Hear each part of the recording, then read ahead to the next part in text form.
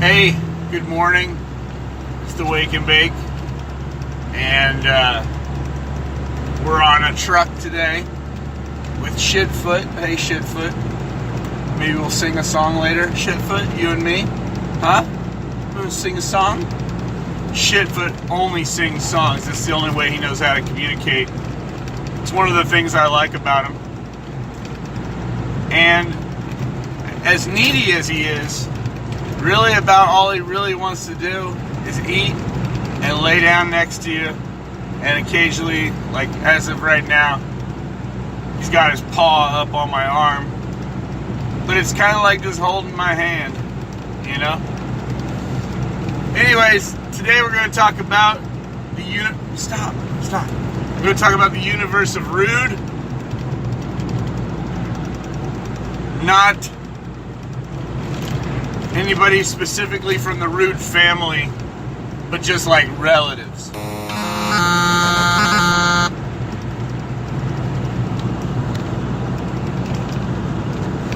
Stallion is back on the air. You don't have to dedicate your life to the Wake and Bake. Just dedicate 15 to 180 minutes. You don't need to provide feedback to Buck's 5,100 billion askew perceptions. Just comment or like once in a while. Seems reasonable. You don't have to build a shrine to every Wake and Bake episode. Just spend an hour a week listening to one. Stallion's Wake and Bake does some amazing things to make the world a better place. But then again, so can millions of humans with interweb access. Here with an entitled man's account of life and death in the West. As a lounge lizard for the interweb, he writes his colorful and unusual stories. But as a man with a podcast, he lives and becomes a part of the epic and evolving years in the new territories of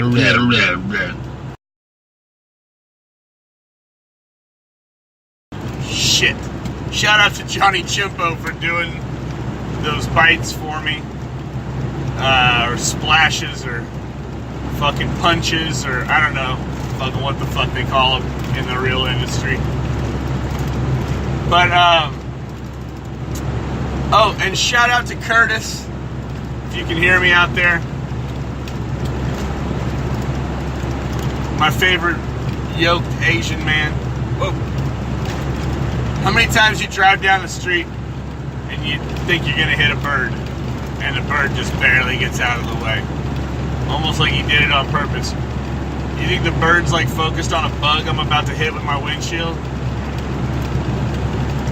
That was a question for Curtis. Something to thunk about. But anyway, today I wanted to talk about rudeness. Because I had like a bunch of I had some nibbles of it today. And it's just it's one of those topics that resonates in my mind, because as I get older, I realize, how many things were instilled in me as a child. And as I, throughout growth by my parents, though, how did they want me to act? Obviously, they wished I was less embarrassing, and that's fine. Probably why I became more embarrassing. But a lot of the things that that my parents consider to be rude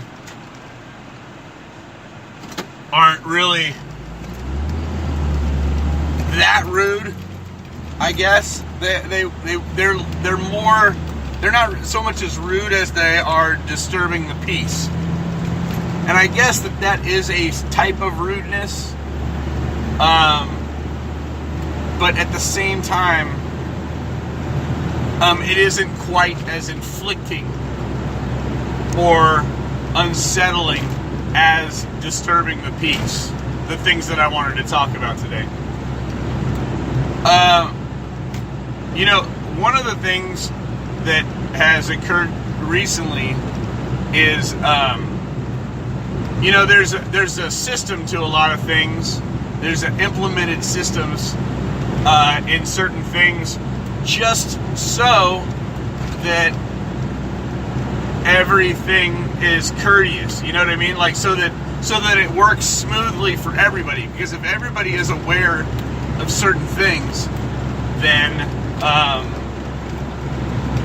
you know, it's then everybody's on that page, on the same page. And so I think that I feel like one of the rudenesses I wanted to talk about were people that just don't even care about a protocol or a expectation. And I know, you know, one of the 4 agreements is to not have any expectations of other people, really.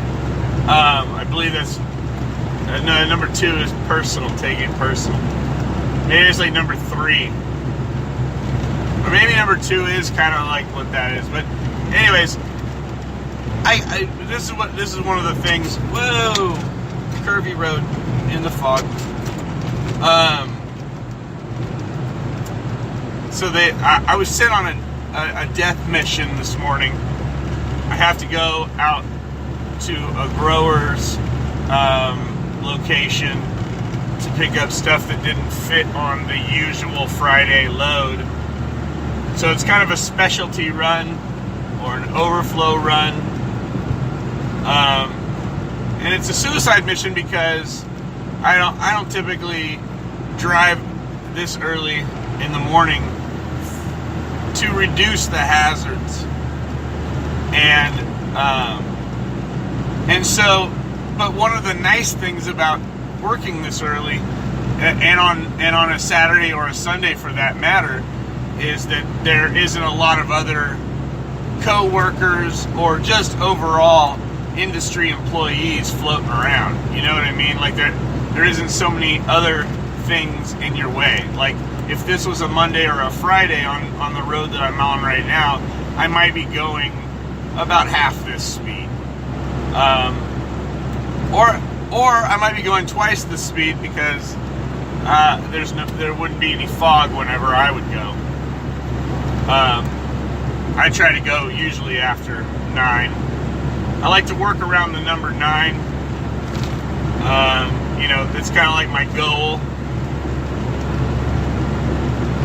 But if it's not 9, then it's got to be like 5 a.m., you know, which is where we're at today.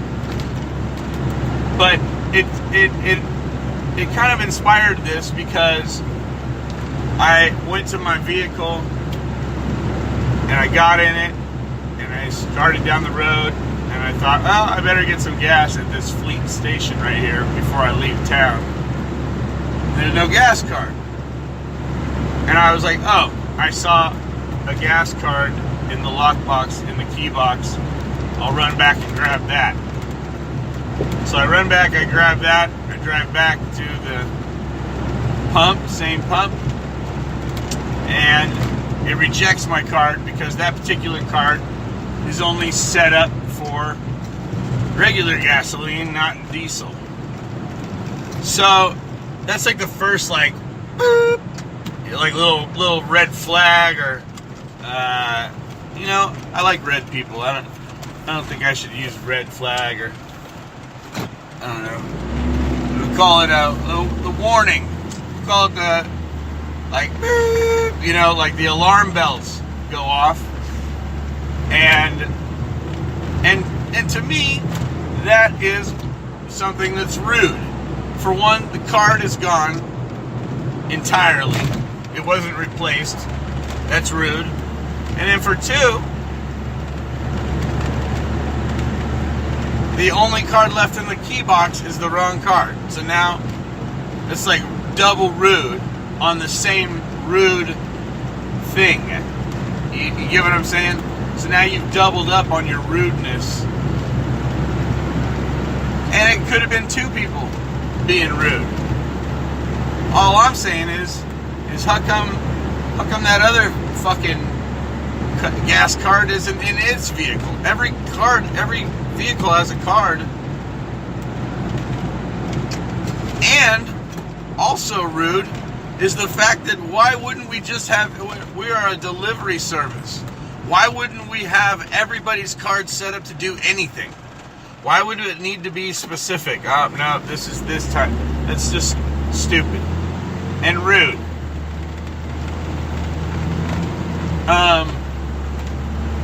Next, parking. One of the things that I didn't have to deal with today was people parking in my fucking way. So I can't, like, they park in the doorway, so I can't load or unload my truck. And it doesn't matter what kind of truck I'm driving. I'm driving a little van, I'm driving a big fucking box truck. Like, I was taught, maybe through, not just through my own driving lessons from my mother or my grandfather or my dad, but what little hints I got from friends and other family. But, you know, you don't block a doorway. That was one of the things, actually, that I thought about that was more instilled whenever I was young, because we tried not to park.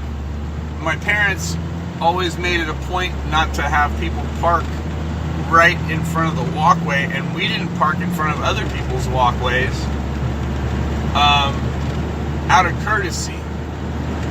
You park just in front or just on the other, you know what I mean, just before or after the walkway, but you leave a walking path because people might park across the street, want to walk up to the front door.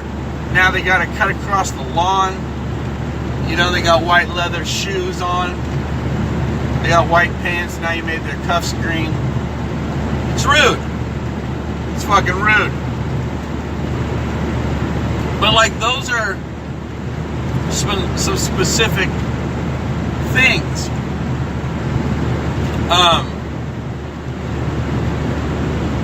I think the malaise of rudeness is everywhere. You know, and they were talking about it the other day on a few different programs that I was watching, about how, I just, like, you know, I surf through the YouTube on or on topics, and actually, I just, you know, in this particular case, it was just a rabbit hole. But they were talking about how,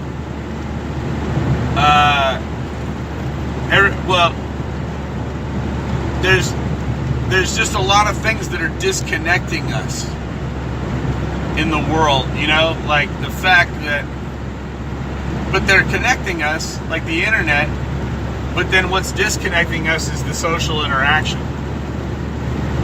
And I don't think a baby is going to be able to survive just by a robot simulating warmth and a robot simulating rocking.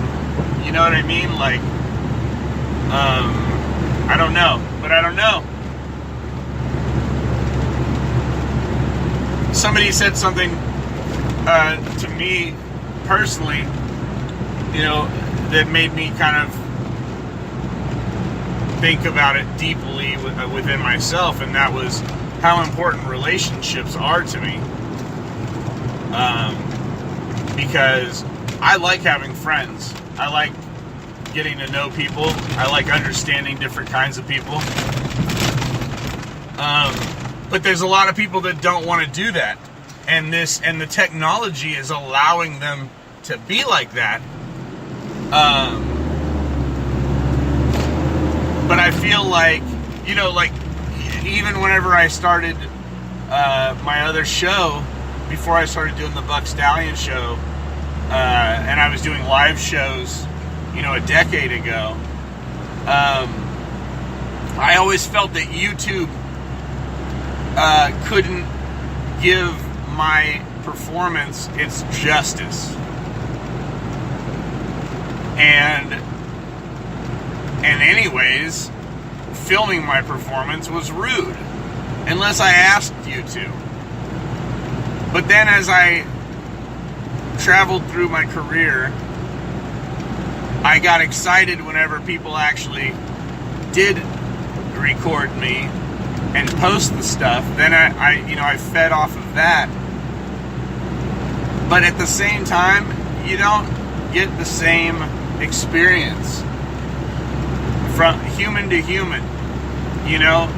Seeing the sweat, like seeing the shiftiness of the person next to you during one of my shows, the uneasiness of the lady in front of you, you know what I mean? Like some people, like I go to a show and I'm hardly even watching the show.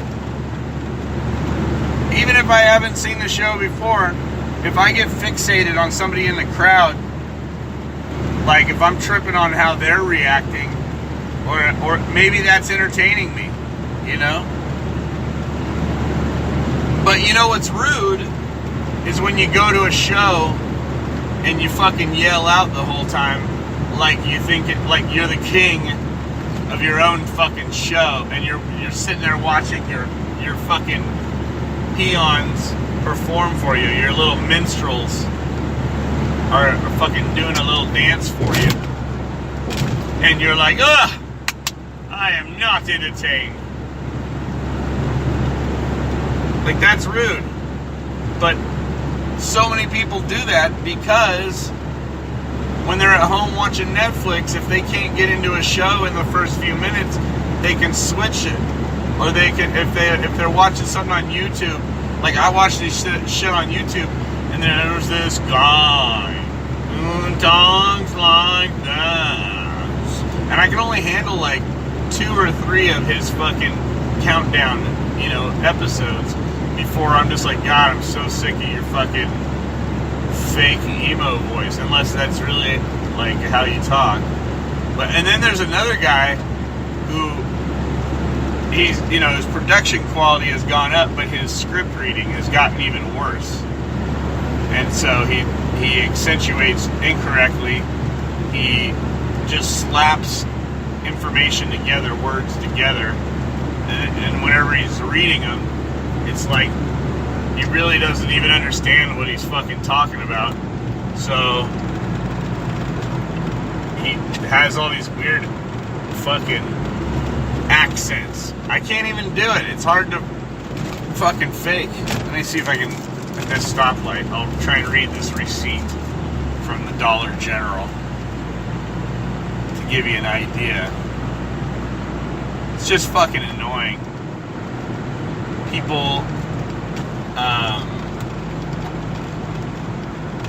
People are just desensitizing and getting more rude. You know how many people I fucking see a day looking down at a phone on their hip? Like that's the smartest fucking place to fucking have your phone in the first place. Alright, here, let's read this.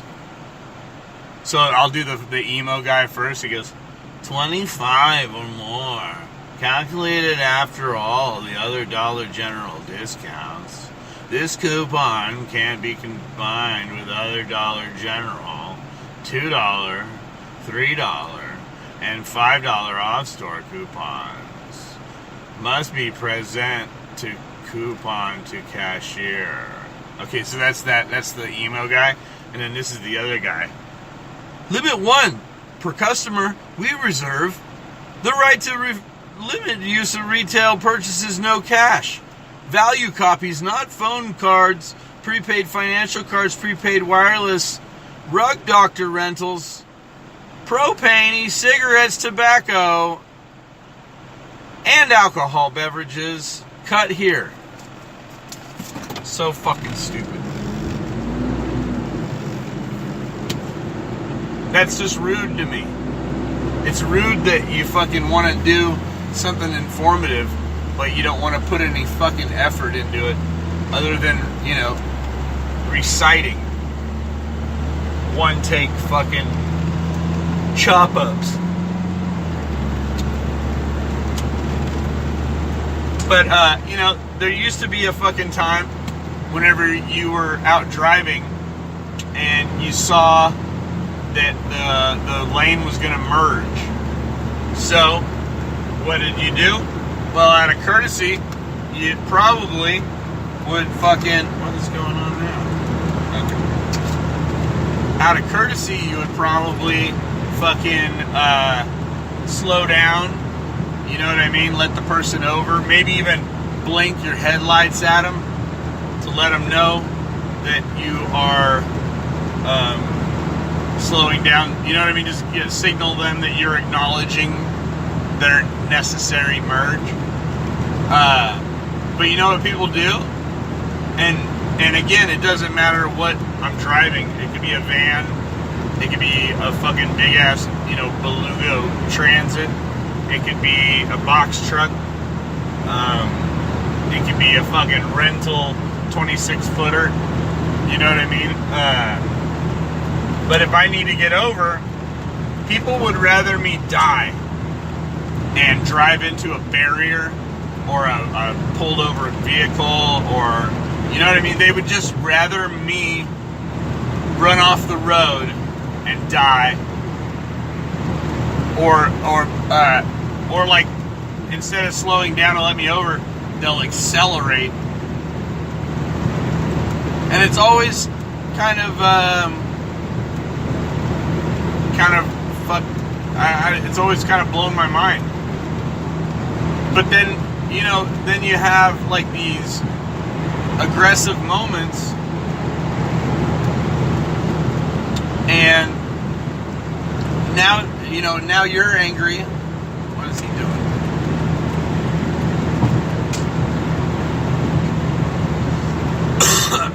Now you have these aggressive moments where, people are fucking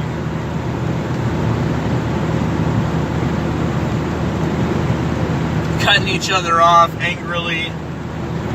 Dude, I was just, passing diesels, but I had this guy riding my ass, and then as soon as I got past the diesel, he had to go around me and hella cut, almost fucking clip my front bumper.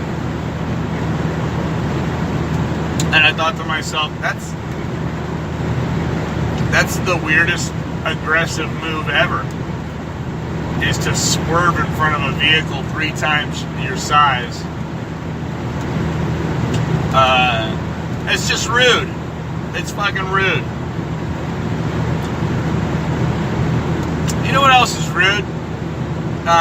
In this online world, it's I just now thought about it, because there's some cabin noise, and so I'm yelling this episode to make sure that I can see the gauge move, so I know that you're hearing me over the cabin. Dude, and then they do this. They're gonna drive right next to me. Right fucking next to me. You can't go a little faster in your Volvo? Are you serious? You gotta run me into the back of this truck. I'm just cruise controlling at the speed limit, and this dude can't even go the fucking speed limit. What are you doing? Oh my god. Stupid bitch. Fucking Norwegian. It's like she's afraid of me, so now she's gonna go 65. The speed limit's 70, bitch. Go fucking 70. Anyways, that's rude. Use cruise control, people. When you're on the freeway, just set your fucking cruise control. It's really intelligent to do. I've had a lot of people in the past, I've recommended it to while on the road with them, and everybody likes to tell me the same thing. I don't like to use it. Why? Because it makes your life better. Dude, my legs are crossed right now. I'm so fucking comfortable. But this bitch is making me uncomfortable because she's going fucking 60, then she's going 70, then she's going 65, then she's going 67, then she drops down to 60 again. Right now, she just got over to the slow lane. Again, I'm cruise controlled at 72 miles an hour. Speed limit is 70. And I'm already fucking 15 car lengths ahead of her. Just in the time I was bitching about her. Do some math on that. 1.21 gigawatts. Oh, but online. So the cabin noise, sorry about it. You're in a fucking truck. You know what I mean? Like, I'll see what I can do in the future. But I had somebody comment and say that they couldn't even, it was too annoying or something. And you know what? It's only every so often that I even do an episode like this. You know? But there's always going to be some ambient noise in the world. In the real world, there's noises. And so sometimes when I'm doing a show, I'm walking by where there's traffic going by. Sometimes when I'm doing a show, I'm at a fucking party. You know? Sometimes I'm at a show. I'm doing a show at a show. Sometimes I'm doing a show in the fucking cab of my truck. Multitask. And I think that these fucking small-minded comments that are rude or spiteful, if you will, because a lot of people think that whenever I joke with them, I'm rude. Thank God I have some good friends out there that Dave, Leo,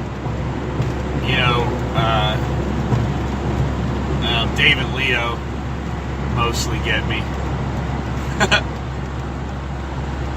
But I'm just saying, like, for all of the shit that can be said out there in the world, like, to just be a fucking rude bitch because you're bitter, you need to evaluate yourself.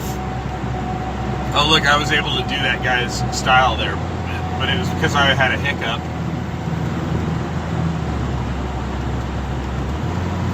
I don't know if you can figure this out, but none of this shit is scripted. Rotten fish. That's kind of cool how it does that echoey voice. Well, anyways, I just want you to think about what's common courtesy to you. You know, it might not be the same as the things that I'm talking about. Like, don't park in front of somebody's walkway to their house. Especially if you're not visiting that house. But also if you're visiting that house and you know that there's other guests coming, don't be that guy. If anything, be the guy that reserves the spot that keeps people from blocking in front of the fucking walkway. You know what I mean? Set it up. Set up a wall. You know? Anyways, I hope you have a great weekend. If you're interested in buying any Buck Stallion stuff, you can go to the Buck Stallion Emporium at Etsy.com. It's really easy, and everything is verified. And I've actually only sold 4 things through that link, but I don't know why more people don't use it, because it is it's there's no production. I mean, there's like, I think I pay like 15 cents, you know, on the items, and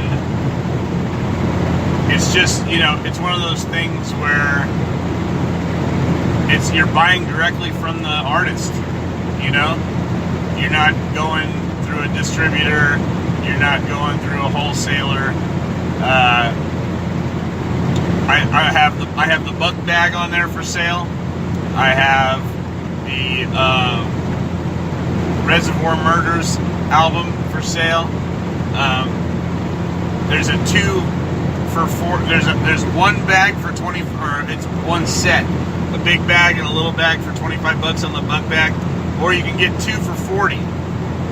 But that's all I can only do 2.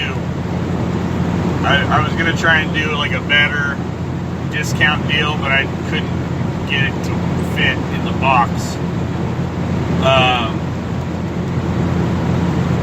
But what else? There's also another song. There's a $5 song. It's a custom song that you can buy. And I got the idea from Raj, because Raj called me up and asked me to sing a song to his girlfriend so that she wouldn't break up with him. And apparently I made it worse. But to me, that's fucking brilliant. And so I thought I could make this available to everybody for a really cheap price. You know, it's just it's a special song. It's going to be, you know, about whatever you want it to be, but it's not going to be in a style that you choose. You don't get to choose anything about it other than what it's about. It's a really good idea. You're welcome. But also, there is the death of the Undertaker, remembering J. Smith Biatch. You can buy. It's a 2-hour show, and or maybe it's an hour and a half. I think it's an hour and a half. Anyways, it's a fucking great performance. Kyle Barker from Barker's Music, Dr. Stryker, Slam Yates, Jason Ressler, Buck Stallion, you know, Jameer's on there. But anyways, I thought I'd play a little bit of it for you. And once again, if you want to check that out, Buck Stallion's Emporiums. Always find me online that way. Buck Stallion Emporium. You'll always be able to track me down until I die. A horrible overdose. Again.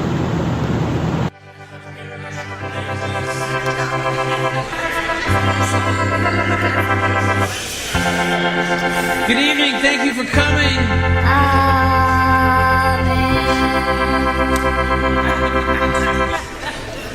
Good evening, thank you for coming out to our celebration of life for entertainer, comedian, singer, songwriter, weed trimmer, hustler, bartender, doorman, whatever you need, delivery guy. The celebration for the life and career of J. Smith Biatch.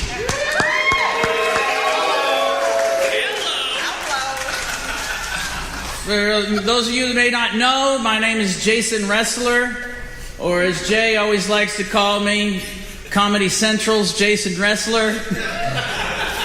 This is a promoter in him.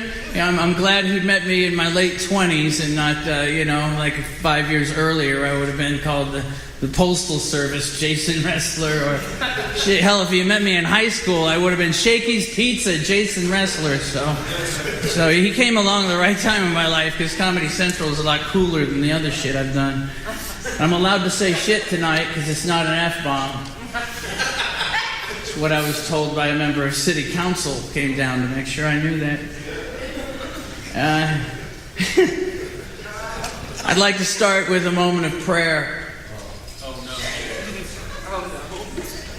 Dear Lord, God, Jesus, please.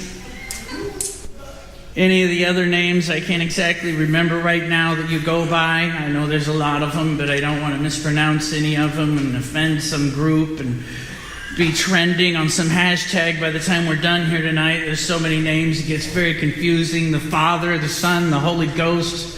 Which is it? Anyways, you have a new guy that's going to be showing up there probably pretty soon. It might be a while, he's usually late. But he also goes by many, many names, just like you do. the Father, Son, Holy Ghost, Justin, Jay, that loud motherfucking guy, hey, you in the bushes. He's going to be coming out there, and please shine your light upon him, Lord. Trust me, he'll find it. If there's a spotlight anywhere within miles, he'll find it, and he'll get in front of it. And please shine upon him all of your water, wealth, contentment, and health.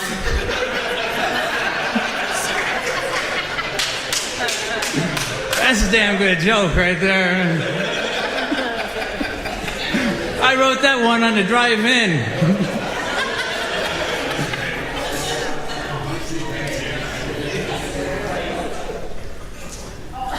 And may his light shine upon you. Jay Smith, not only did he have many names just as you did, Lord. He was trying to follow in your footsteps with that, I think, maybe. But he also had about 12 followers. Well, actually, it was a top 8 on MySpace. And then a few followers on Instagram, because you're going to, be getting those instant direct messages so often. But I met Jay for the first time about 10 to 15 years ago. I'm not really good with numbers. But I was wrestling with a lot of demons at that time in my life. I was young and single, divorced, and I was wrestling with demons on a nightly basis. And finally I said, Jay, get the hell off of me.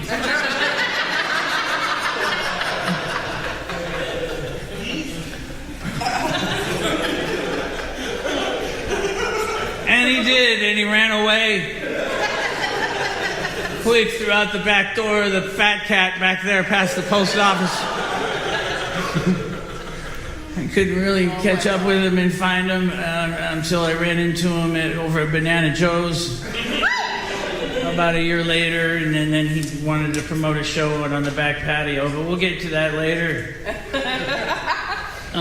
Before I bring up our next speaker, I want to say, before anybody else gets a chance, that there are probably going to be a lot of people that worked on shows that Jay promoted and produced. The comedians, other musicians that are going to try to tell you that Jay Smith is not really dead.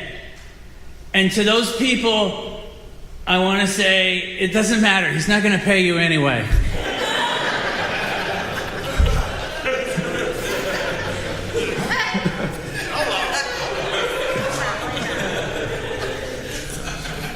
It must be quite a dream. I think all of us have fantasized what it might be like to eavesdrop on your own funeral, see how many people would show up and say something about you, and unfortunately Jay's not going to be doing that tonight because he's fucking dead as shit, you guys. I'm telling you. So